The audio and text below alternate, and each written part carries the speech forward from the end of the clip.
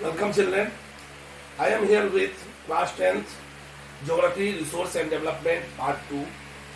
In Part 1, I had discussed develop, definition of resource, classification of resource, and there one classification basis, that is on the basis of level of development, that was left. I am concluding it today, that on the basis of level of development, resources are of four types. You have to understand it very clearly. First is potential development. You understand in this way. First,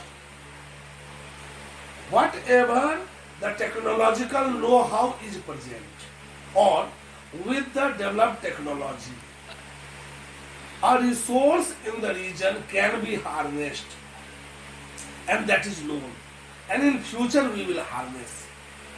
Example, we have technology of windmill, we have technology of solar photovoltaic cell to develop windmill in Rajasthan, for solar photovoltaic cell in Gujarat and Rajasthan, and in whole part of India or in Ladakh region.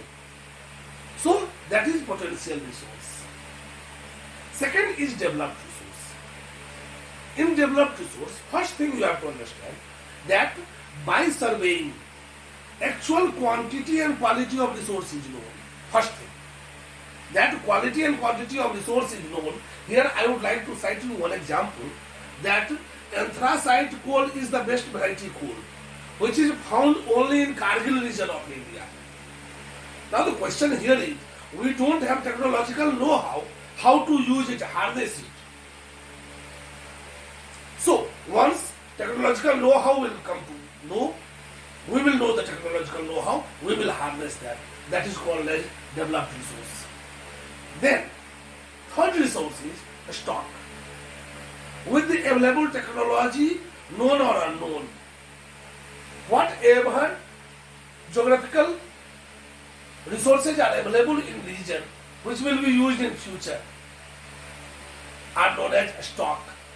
And known and unknown resources, for which technology will be developed in future, for future use, are called as reserved resources. Like I have discussed about polymetallic nodule, that is manganese nodule, found in huge plenty of ocean. This resource in our exclusive economic zone, in coastal areas, they all are reserved resources, which we will use in future. When our level of technology will be developed, we will survey it, we will know the quality and quantity. So there are four types of resources on the basis of level of development. They are potential, developed, stock, and reserve. Now, the question is, what is development of resource? Because the chapter name is resource and development. So I have discussed what is resource, what are the different kinds of resource. Here it is development of resource. Development is a process to convert qualitative and quantitative. Again understand, to convert or give qualitative and quantitative change in value of a substance. For example, one wood is lying in forest is not a resource. Once you cut it, turn into slices of wood and converted into furniture. The process of conversion from wood to woodlog to final furniture is called development. Here it is qualitative change.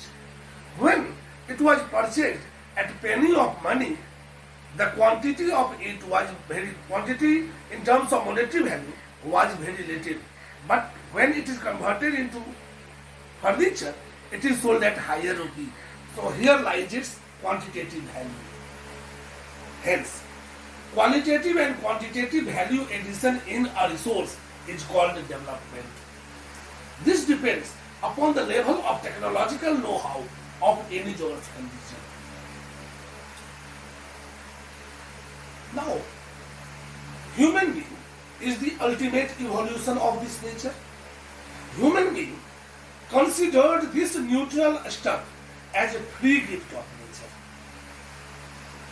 Secondly, human being has brain. So human beings should have equitably distributed resource amongst themselves. Then, no ecological crisis, no any kind of problem at the front of environment, land, etc. would have cropped up.